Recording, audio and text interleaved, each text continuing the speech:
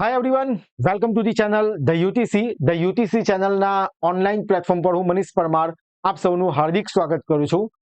આપ સૌ જાણો છો તેમ જીપીએસસી દ્વારા ઓફિશિયલ નોટિફિકેશન બહાર પાડી દેવામાં આવી છે. માર્ગ અને મકાન વિભાગ માટે આસિસ્ટન્ટ એન્જિનિયર ઇલેક્ટ્રિકલ ક્લાસ 2 ની કુલ 139 પોસ્ટ 139 વેકેન્સી ડિક્લેર કરી દેવામાં આવી છે.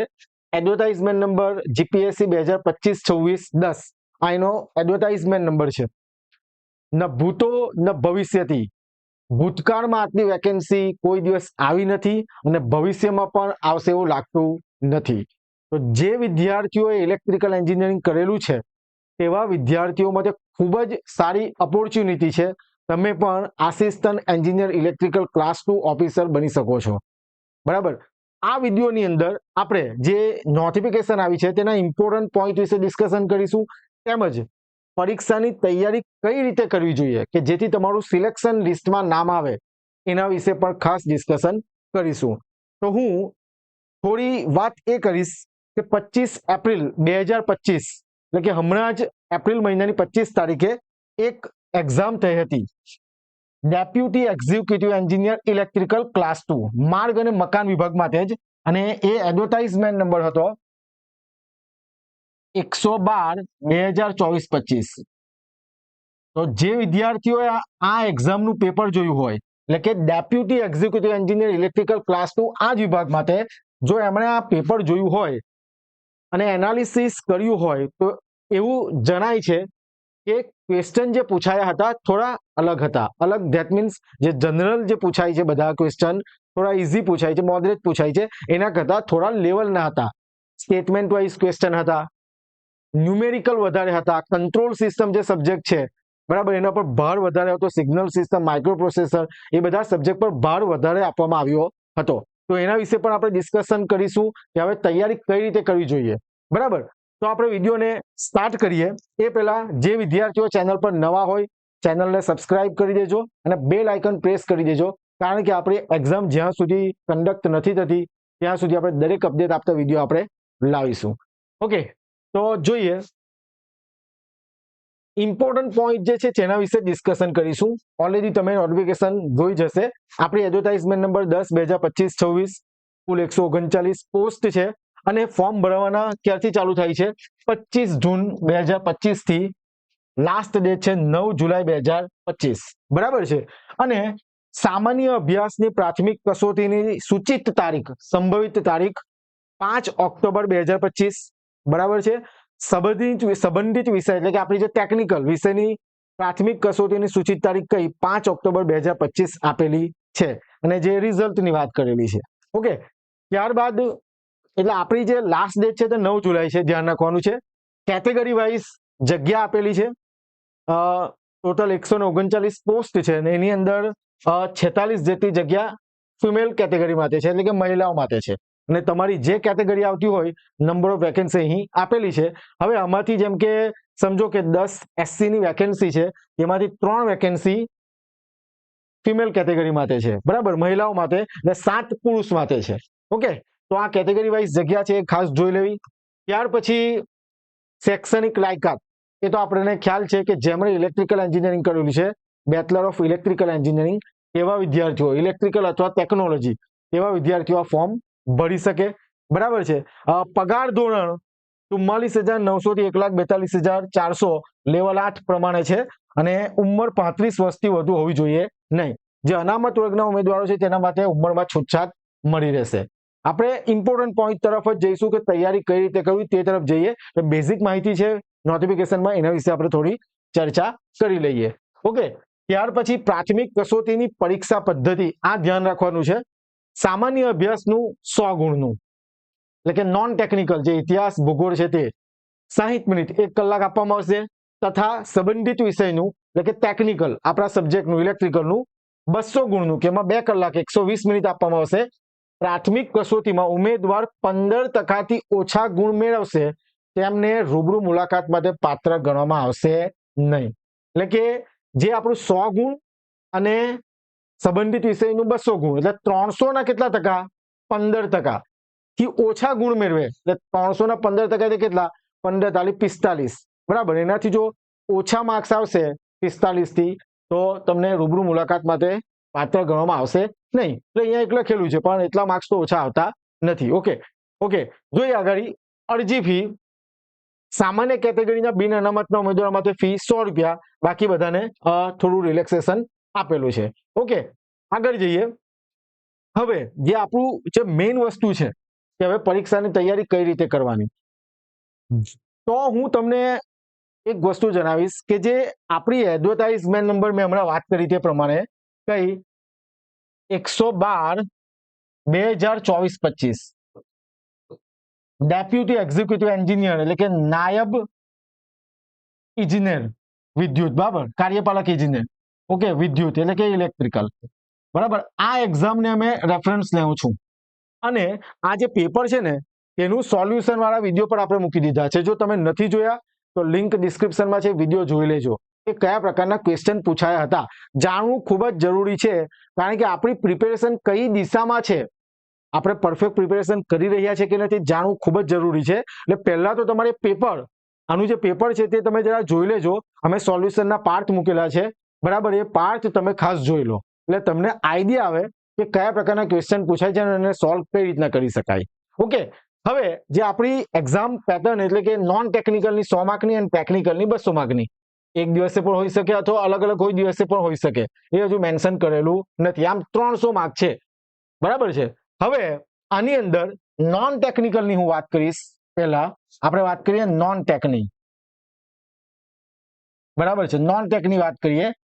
નોન ટેકની અંદર જે પ્રમાણે મારી પર કોલ આવે છે વિદ્યાર્થીઓના, એના પરથી હું કહી શકીશ કે બધા વિદ્યાર્થીઓ કોઈને કોઈ એક્ઝામ આપેલી હોય, તૈયારી કરતા હોય, જે પાસ આઉટ છે હમણાં એની વાત નથી કરતા અમે, પણ જે વિદ્યાર્થીઓ ઓલરેડી તૈયારી કરી રહેલા છે નોન ટેક એક્ઝામની, પણ સીસી છે કે એવી ઘણી બધી એક્ઝામ આપતા હોય છે, બરાબર છે. તો એવા વિદ્યાર્થીઓનું નોન ટેકનિકલ પોર્શન મતલબ કે 60-70% જેવું રેડી હોય છે. જીપીએસસી દ્વારા આનો સિલેબસ આપી દેવામાં આવેલ છે, બરાબર. આપણે સિલેબસ ટેલિગ્રામ ચેનલમાં મૂકી દઈશું. જો ટેલિગ્રામ ચેનલ નથી જોઈન કર્યું તો એ જોઈન કરી લો, લિંક ડિસ્ક્રિપ્શનમાં છે, બરાબર. બધા ટોપિક ડિફાઇન્ડ છે, તમારે એના માટે સમય કાઢવો જ પડશે. વાંચો, કેટલા કલાક વાંચો એના પર આપણે ડિસ્કશન કરીએ. નોન ટેકમાં હું માનું ત્યાં સુધી જે 100 માર્ક્સ છે તેમાંથી 50+ લાવવાની ટ્રાય કરવાની છે. 50+, 55+, 60+. આના ઉપર જશો 70, 75, 80 માર્ક્સ લાવતો તો સારું જ છે, પણ હું તમને આપણા ટેકનિકલ સ્ટુડન્ટ તરીકે જો માનું કે ભાઈ ટેકનિકલ સ્ટુડન્ટ છે તો એના 50+ લાવવાની પૂરેપૂરી ટ્રાય કરવાની છે. ને એના માટે તમારે શું કરવાનું છે કે અગાઉ જે પેપર થયા છે ને તેનું ક્વેશ્ચન જોઈ લો, કયામાંથી શું વધારે પૂછાય છે. બંધારણ, ઇતિહાસ, ભૂગોળ, બરાબર, ગણિત, મેથ્સ, રીઝનિંગ, એ બધી જ વસ્તુ, કરંટ અફેર, કે એમાંથી કોનું પોર્શન, કોનું વેટેજ વધારે છે, કેવી રીતના પૂછાય છે, કયા પ્રકારના ટાઈપના ક્વેશ્ચન પૂછાય છે, એ બધી વસ્તુ જરા જોઈ લો. અને વાત કરીએ આપણે ટેકનિકલની,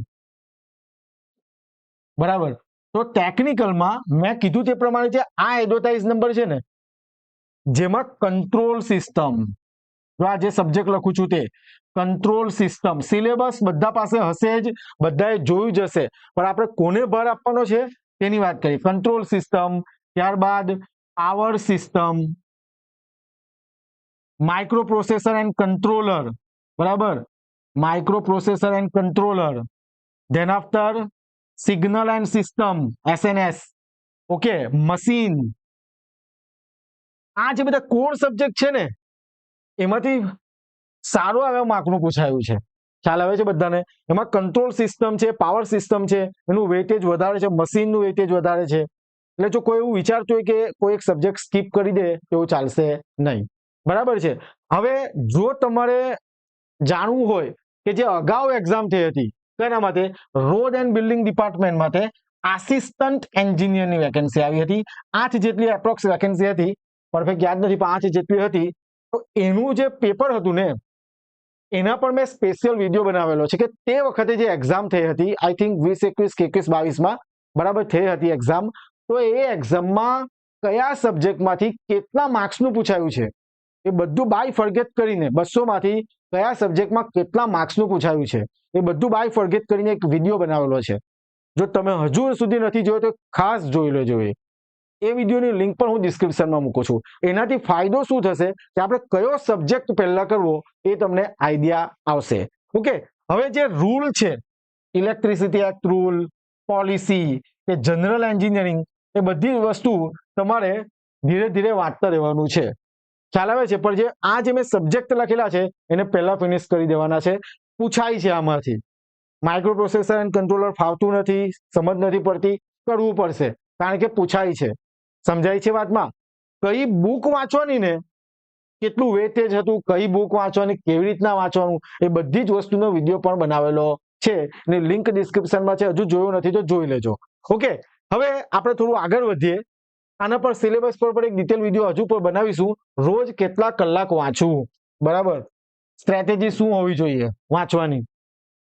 જો જોબ કરતા હોય કે જોબ હમણાં નથી કરતા, આપણે હમણાં એપ્રોક્સ 4 મહિના ગણી ચાલે, 3-4 મહિના, બરાબર છે, તો તમારે ડેલી 6 થી 7 કલાકનું રીડિંગ રાખવું પડશે જો જોબ કરતા હોય તો પણ, બરાબર છે. કારણ કે નોન ટેકનિકલ પણ ફિનિશ કરવાનું છે. અને ધારો કે જોબ નથી કરતા તો 9, 10, 8, 9 કલાકનું રીડિંગ ચાલુ કરો, બરાબર. એમાં રિવિઝન પર પણ ખાસ ધ્યાન આપજો. ખ્યાલ આવે? આખા વીકમાં તમે જેટલું વાંચો છો, રવિવારના દિવસે રિવિઝન પર ધ્યાન આપો. MCQ ની પ્રેક્ટિસ કરો. MCQ ની પ્રેક્ટિસ પર કઈ બુકમાંથી કરવી એ બધી જ વસ્તુનો વિડીયો પણ મેં બનાવેલો છે. એની લિંક ડિસ્ક્રિપ્શનમાં છે, જોઈ લેજો વિડીયો. ઓકે, તો જોબ કરતા કેન્ડિડેટ માટે અને જે સ્પેશિયલ એક્ઝામની તૈયારી કરે છે, હમણાં મારા હિસાબે આટલું વાંચન તો હોવું જોઈએ. કારણ કે બધાને જ સરકારી નોકરી જોઈએ છે અને બધા જ પ્રયત્ન કરતા હોય, તો આપણે પણ એ રીતે તૈયારી કરવાની છે. ઓકે, હવે અમે જો કોઈ વિદ્યાર્થી પ્રિપેરેશન કરવા માંગતું છે અમારી સાથે અને પોતાનું નામ સિલેક્શન લિસ્ટમાં જોવા માંગે છે, બરાબર, અમારા પ્લેટફોર્મ પર અમે યોદ્ધા બેચ લોન્ચ કરેલો છે કે જેની અંદર ન્યૂલી રેકોર્ડેડ લેક્ચર છે. ખાસ ધ્યાન રાખજો. જે મેં તમને વારંવાર કહું છું કે જે આપણી એડવર્ટાઇઝમેન્ટ નંબર 112 2024-25 કે જેમાં સ્ટેટમેન્ટ વાળા ક્વેશ્ચન પૂછાયા છે, બરાબર છે. એટલે ન્યૂલી રેકોર્ડેડ લેક્ચર છે યોદ્ધા બેચમાં, કે જેમાં પાર્ટ 2 200 માર્ક્સની ટેકનિકલ પોર્શન જે આપણો 200 માર્ક્સનો છે એની ફૂલ પ્રિપેરેશન કરાવવામાં આવશે. ને બધા લેક્ચર ન્યૂલી રેકોર્ડેડ છે.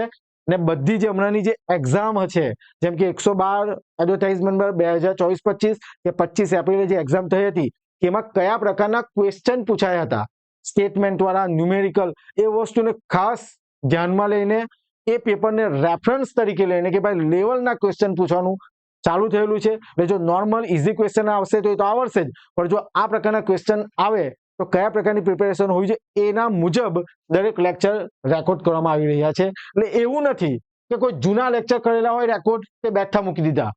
ખાસ ધ્યાન રાખજો, ન્યૂલી રેકોર્ડેડ લેક્ચર છે અને IIT NIT pass out faculty ભણાવી રહ્યા છે. ઇન્ટ્રોડક્શન તમને વેબસાઇટ આપણી છે તેના પર મળીશે, મેં તમને હમણાં પણ થોડું બતાવીશ, બરાબર. 200 માર્ક્સનું છે. એની ફી 4,999 છે. વેલિડિટી આપણી જ્યાં સુધી એક્ઝામ કન્ડક્ટ નથી થતી ત્યાં સુધી એની વેલિડિટી છે, બરાબર. એટલે કે 1 મહિનો એક્સ્ટ્રા પણ મળશે. ન્યૂલી રેકોર્ડેડ લેક્ચર પ્લસ તમે ડેમો લેક્ચર જુઓ એપ્લિકેશનમાં, કોઈ એનરોલ થયેલા સ્ટુડન્ટ છે એને રિવ્યુ પૂછો અને ત્યાર પછી કોર્સને એનરોલ કરી શકો. ઓકે, ચાલો હવે ધ યુટીસી સાથે શા માટે જોડાવવું જોઈએ, why you enrol the UTC Yoddha batch, શા માટે? તો હું તમને કહીશ કે meet our experience and well qualified faculties, IITs and NITs pass out faculty, બરાબર. ફેકલ્ટીનું જે ક્વોલિફિકેશન અને એક્સપિરિયન્સ એવો હોવો જોઈએ કે કોમ્પિટિટિવ એક્ઝામની તૈયારી કરાવી શકે. આટલું વસ્તુ ખાસ ધ્યાન રાખવાનું છે. જેમ કે હું મનીષ પરમાર, મારો 8-8.5 વર્ષનો ટીચિંગ એક્સપિરિયન્સ છે. ઇલેક્ટ્રિકલ એન્જિનિયરિંગ ડિપાર્ટમેન્ટમાં GATE exam qualified, M Tech power સિસ્ટમમાં SUNIT સુરતથી પાસ આઉટ છું. 14 વર્ષનો કોચિંગ એક્સપિરિયન્સ છે. હું GPSC, SSC, રેલવે, SMC જેવી એક્ઝામ પાસ કરી છે. ઓકે, ત્યારબાદ આપણે જિગ્નેશ પ્રજાપતિ સર કે જેમનો 16 થી 17 વર્ષનો એક્સપિરિયન્સ છે, teaching experience, GATE exam pass કરી છે. એમણે પણ GPSC એક્ઝામ પાસ કરી છે, બરાબર. બધા ઇન્ટ્રોડક્શન તમે વેબસાઇટ પર પણ જોઈ શકો. GPSC, GSC, SEL જેવી એક્ઝામ એમણે પાસ કરી છે. ત્યારબાદ ડોક્ટર રાજ રવિરાજસિંહ સર કે જેમનું 11 વર્ષથી વધારે ગેટ એક્ઝામ કોચિંગનો એક્સપિરિયન્સ છે, બરાબર, ખૂબ જ ઇમ્પોર્ટન્ટ વસ્તુ. અને ઇલેક્ટ્રિકલના જેટલા પણ સબ્જેક્ટ છે એ પણ ભણાવી ચૂકેલા છે સર, એમની પાસે એક્સપિરિયન્સ છે. એમણે coach more than 1500 student at various places, 1500 થી વધારે સ્ટુડન્ટ્સને ટીચિંગ કરાવેલું છે. 3 વખત ગેટ એક્ઝામ પાસ કરી છે. એમનું બીટેક નિરમા યુનિવર્સિટીમાંથી, એમટેક એસયુએનઆઈટી સુરત પાવર સિસ્ટમમાં અને પીએચડી ફ્રોમ આઈઆઈટી બોમ્બે, બરાબર, આઈઆઈટી બોમ્બેમાંથી પીએચડી છે. અને working since 2022 lead software engineer consulting service General Electric at Hyderabad. Okay, એમનો આટલો એક્સપિરિયન્સ છે ડોક્ટર રાજ રવિરાજસિંહ સરનો. અને તમે વધારે ડિટેલમાં જે એમનું ઇન્ટ્રોડક્શન છે તે તમે જોઈ શકો. ત્યારબાદ mister Jay Parmar sir, electrical engineering from Nirma university, M Tech from SUNIT Surat, currently at research associate at IIT Punjab. GATE exam એમણે ક્વોલિફાય કરાવેલી છે અને એમની પાસે પણ ટીચિંગ એક્સપિરિયન્સ છે. ઓકે, આ અમારા જે ફેકલ્ટીઝ છે તેનું ઇન્ટ્રોડક્શન છે. ખાસ એટલા માટે જણાવું છું કે દરેક વિદ્યાર્થી છે તે ફેકલ્ટીના ઇન્ટ્રોડક્શનને જોઈ શકે, બરાબર છે, એટલા માટે જ અહીંયા આપણે ડિસ્પ્લે કરેલું છે.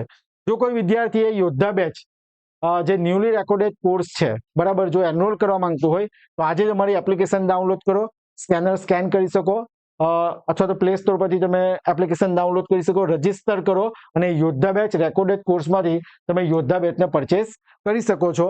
અને જો વધારે માહિતી જોઈતી હોય તો અમારો મોબાઈલ નંબર 6354999091 પર તમે મને કોલ કરી શકો છો. અમારી વેબસાઇટ www.theutc.in ની પર વિઝિટ કરી શકો છો. એના સિવાય જો તમને કોઈ પણ ક્વેરી હોય, કન્ફ્યુઝન હોય તો જરૂરથી આ નંબર પર મને પૂછી શકો છો. ઓકે, તો ફરી નવી અપડેટ સાથે, નવા ટોપિક સાથે ફરીથી નેક્સ્ટ લેક્ચરમાં મળીએ. ત્યાં સુધી, નેક્સ્ટ વિડીયોમાં મળીએ ત્યાં સુધી બધા વાંચતા રહો અને જે 139 પોસ્ટ આવી છે, વેકેન્સી આવી છે, તેમાંથી તમારી એક સીટ કન્ફર્મ કરો, કારણ કે આવી ઓપોર્ચ્યુનિટી વારંવાર આવશે નહીં. Thank you very much. જય હિન્દ, જય ભારત.